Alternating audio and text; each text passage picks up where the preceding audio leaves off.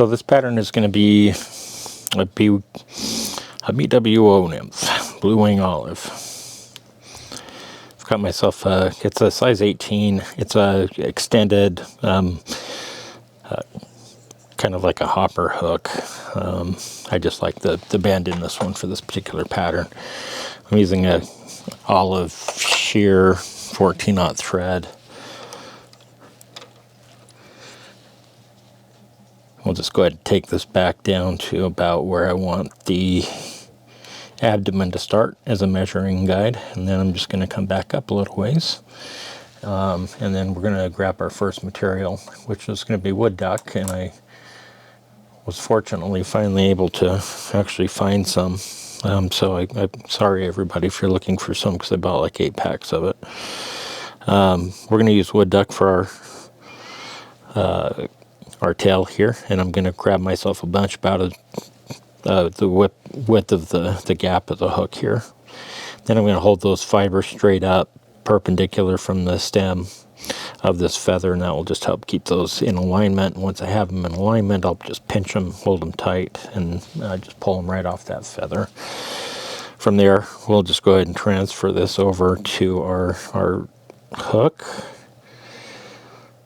and get it to about the length that we want it, and it'll be close enough. I can do some adjustments. I usually will do it this way, where I'll take a wrap or two after I get those in place, and that gives me an opportunity to lengthen them or shorten them if I'm not overly pleased with where they are.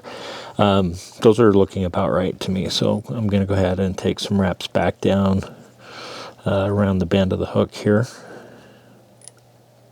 trying to just keep those fibers up on the top of the hook shank.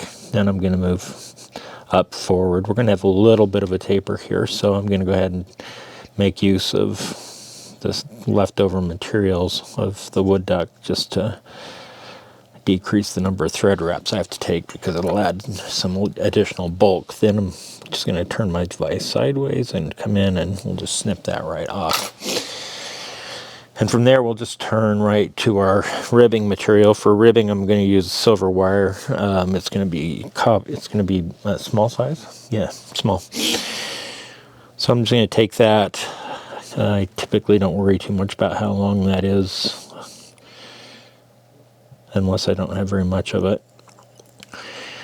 And I want to tie this, if I can, over on the lens side of the hook, and then once I've got a few wraps in place, I'll just pull that backwards.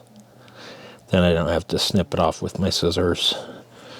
And cutting wire with scissors, not a good match usually. If you're going to do it, make sure you're not using your best scissors when you're doing it. So with that, we will go ahead and we'll start moving on to our next material. So the next material we're going to put on is going to be some super fine olive, which seems to make a lot of sense since it's a blue wing olive nymph.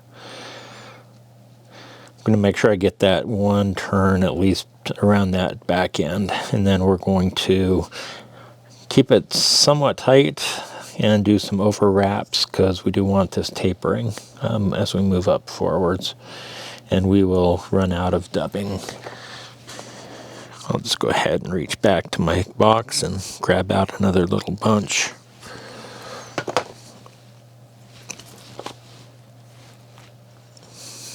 I'll go ahead and get that going on our thread here. Tighten it down a little bit.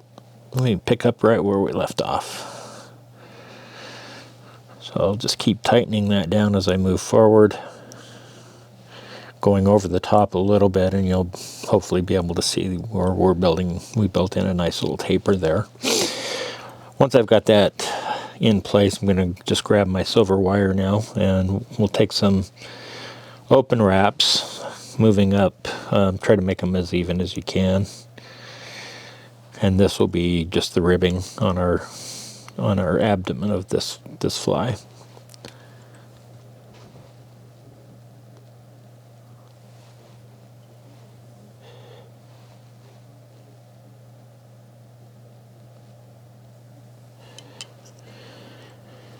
And that's enough. I am going to go ahead and take a couple of extra wraps of silver just to give myself a little bit of extra weight.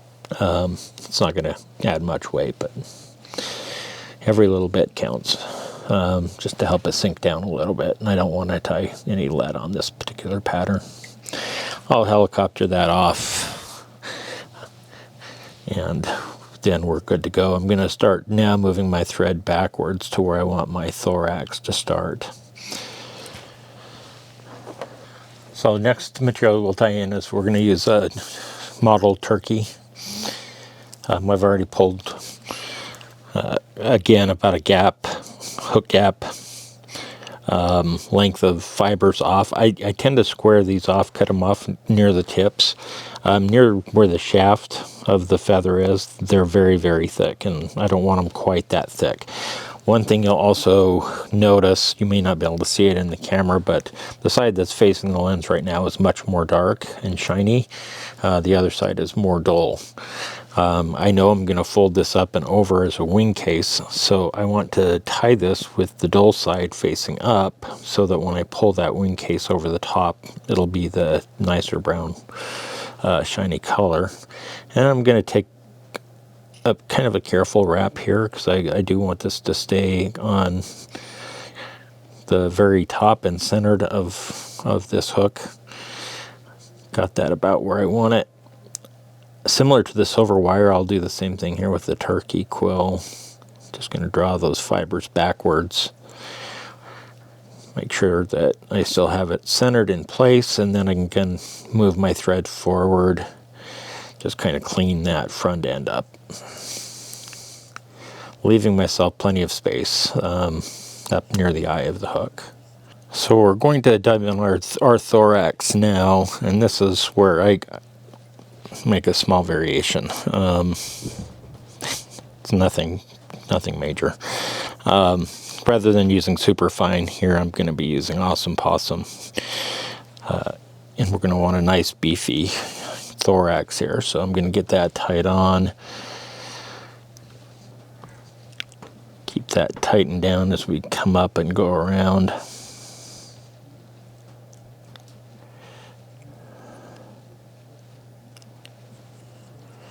And that's going to be more than enough right there, so I'm going to go ahead and just remove the balance there. We'll go ahead and bring our thread back up a little bit forward. So the reason I want to use, I like using the Awesome Possum a little bit, is because I do like the front end of this to be a little bit more buggy. So I can go ahead now and take my a little dubbing brush and just kind of stroke downwards a little bit. You don't have to do it very hard, and you'll probably end up trimming some of that away. But what that's going to do is it's going to give us a much buggier look than if we use Superfine. I've tied it both ways. I'm going to pull just everything backwards here and take some wraps rearward. So now we're going to put a set of legs on either side. And for the legs, I'm going to turn back to that same Woodduck feather that I had before. Just grab myself a bunch of those. Go ahead and get those stripped off of the feather. And we'll start out by tying one set here on the side of the hook closest to me. Just kind of hold those in place while I take a kind of a loose wrap around those.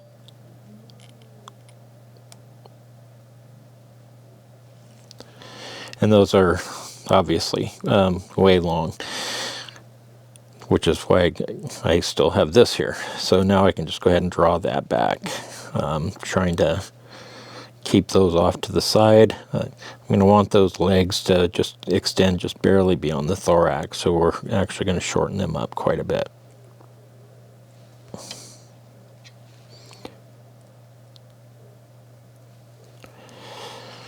So you've got it, you know, about like that. I'll go ahead and pinch that down a little bit tighter. Make sure that that's in place.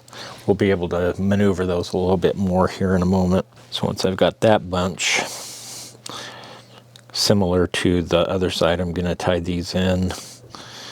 On the lens side, we will take a a loose wrap to just, kind of make sure we can keep that in place and where we want it.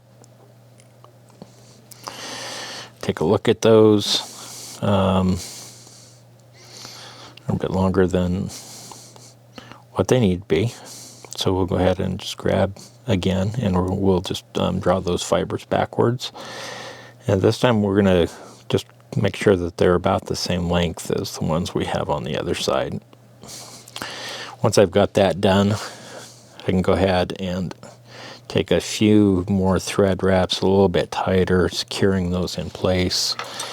And I'll just come right in with my scissors now, and I'll cut off the butt ends.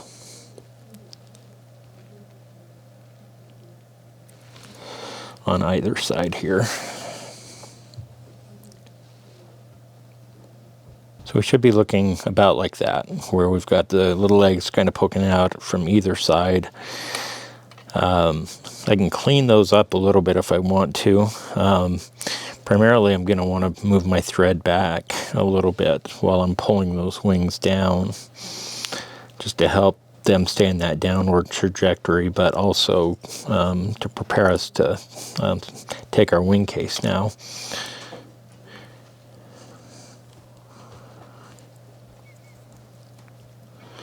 So with that done, we'll just take our wing case that we tied on earlier, and we're just going to fold that over the top here.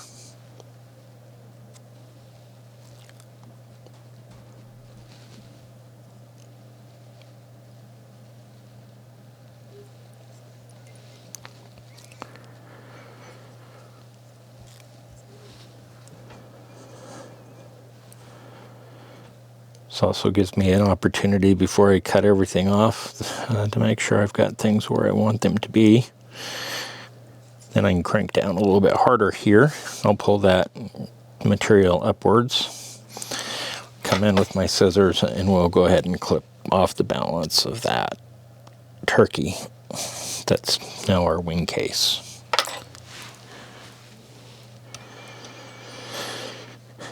And with that, other than some additional little bit of cleanup here,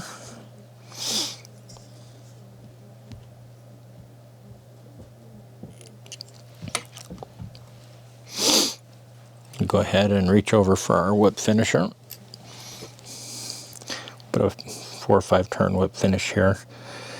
Don't want a huge bulky head, but having a little head like this is not a bad thing. So I want most of those wraps to go back towards the bend of the hook more, so it's thinner up by the eye and thicker towards the back end. Make sure that that's pulled nice and tight. So when all is said and done, this is what we're left with. A nice looking fly, a really good fly to use, especially when you've got blue wings that are hatching and you want to get on that hatch.